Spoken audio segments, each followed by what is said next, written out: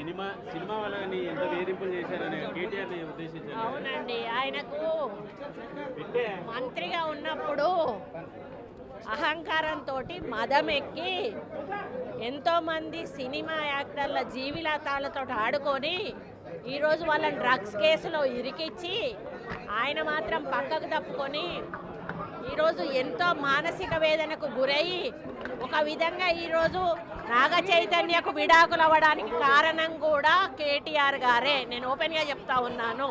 మీరు ఎంక్వైరీ కొండా సురేఖ దొంగ ఏడుపులు దొంగ మాటలు మాట్లాడుతుంది. గతంలో ఫోన్ ట్యాపింగ్ సంబంధించి హీరోయిన్ల ప్రస్తావన మాట్లాడారు కదా, అప్పుడు ఆమె మహిళ కాదా? అప్పుడు ఆ మనోభావాలు దెబ్బతిన్నట్టు ఎందుకు మాట్లాడలేదు? ఆ రోజు కూడా మాట్లాడినా, ఫోన్ ట్యాపింగ్లు చేశారు అనేటువంటి విషయంలో కూడా నేను మాట్లాడినా. ఆయన వినకపోతే ఉంది అని చెప్పి వాళ్ళ మనోభావాలు దెబ్బతీశారంటున్నాడు. ఫోన్ ట్యాపింగ్ అవును చేసింది ఎవరు? మీరే కదా. మీరు చేయడం అనేది తప్పు అని చెప్పి మేము బహిర్గతం చేసాం, కానీ పేర్లు చెప్పలేదు కదా. ఈ రోజు నేను చెప్తా ఉన్నా కదా, నాగ చైతన్య సమంత విడిపోవడానికి కారణం కేటీఆరే.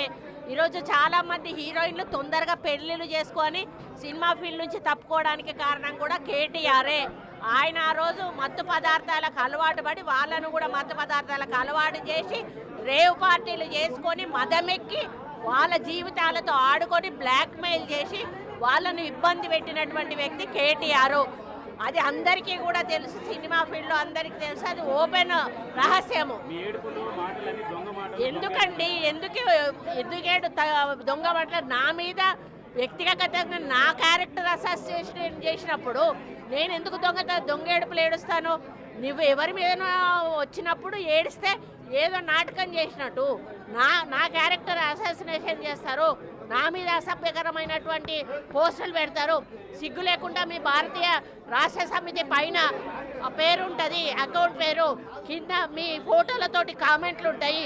ఇవన్నీ ఉంటే అట్లీస్ట్ కొంచెమన్నా మనసున్న మనిషిగా హరీష్ రావు గారు ఒక ట్వీట్ చేశాడు, నువ్వు మనిషివేనా? అసలు నువ్వు ఒక తల్లికి పుట్టలేదా? ఒక భార్యను చేసుకోలేదా? ఒక బిడ్డను కనలేదా? నువ్వు మనిషివి కాదా? పశువువా? నువ్వెందుకు రియాక్ట్ అవుతలేవు? మీ భారతదేశ నువ్వు ఒక వర్కింగ్ కమిటీ ప్రెసిడెంట్గా నువ్వు రియాక్ట్ కావాల్సిన అవసరం ఉంది. అకౌంట్ మాది కాదని చెప్పాల్సిన అవసరం ఉంది. వాళ్ళ మీద చర్యలు తీసుకోమని చెప్పాల్సిన అవసరం ఉంది. వాళ్ళను పార్టీల నుంచి బహిష్కరించాల్సిన అవసరం ఉంది. మూడు అకౌంట్లు దుబాయ్ నుంచి జరుగుతున్నాయండి.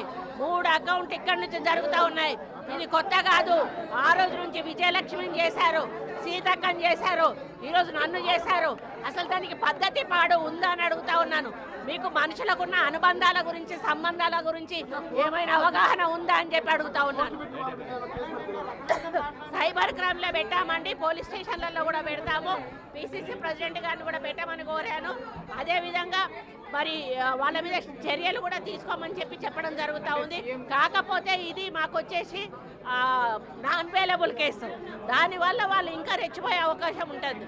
కాబట్టి ఇక ముందు జరిగితే మాత్రం దీన్ని సీరియస్గా తీసుకుంటామని హెచ్చరిస్తాము.